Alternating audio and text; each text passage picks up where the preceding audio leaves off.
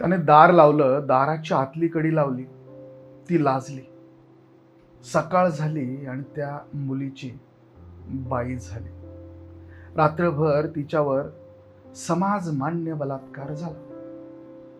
गेल्या 4 वर्षापासून रोज दार बंद होत आलं. आतली कडी लावली जात आहे. तिचं लाजणं जराही बदलत नाहीये. आता घरात चर्चा सुरू झाली आहे वंश वाढवण्याबद्दलची. हळूहळू गल्लीतही कुजबुज होतीये. पाळणा हलायला हवा. हळदी कुंकवाला तिला हल्ली कोणी बोलवत नाही.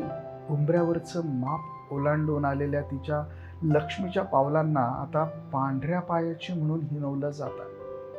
तिलाही आई व्हायचं आहे, पण तिच्या हातात काहीच नाहीये. शेवटी तिच्याच माथ्यावर वांझपणाचा शिक्का मारून समाज मोकळा झालेला दिसतोय. त्याने नवी सोयरी शोधायला सुरुवात केली आहे. हा समाज मान्य नियम आहे. ती गाभाऱ्यात आणि तो चौथाऱ्यावर, एवढाच काय तो सगळा फरक आहे. ती चंद्रावरही गेली तरी, राजकारणात गेली तरीही, आणि सत्तेत गेलीही तरीही सगळं मान्य. पण तिनं क्रांती केली हे देखील मान्य.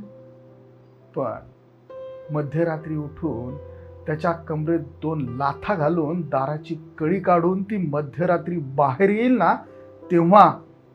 तेव्हा त्या स्त्रीला समानतेचा दर्जा देणारा समाज त्यावेळी जागा असेल का? उंच माझा झोका हा तिची यशोगाथा गाणारा कार्यक्रम या देशात जन्माला येऊ शकतो, पण उंच तिचा झोका म्हणणारा समाज अजूनही जन्माला आलेलाच नाही. कारण सावित्री प्रत्येक घरात जन्म घेऊ पाहते, पण महात्मा ज्योतिबा निर्माण होत नाही ही खंत आहे. मंडळी, नितीन चंदनशिवे, कवठे महंकाळ, सांगली यांचा हा लेख आहे. लेखकांचे आभार. हे सर्व हक्क अधिकार लेखकांचे राखीव आहेत. सोशल मीडियावरती हे सगळे लेख आम्हाला वाचायला मिळाले, हे तुमच्यापर्यंत पोहोचावे या अनुषंगाने हा प्रयत्न करतो आहे.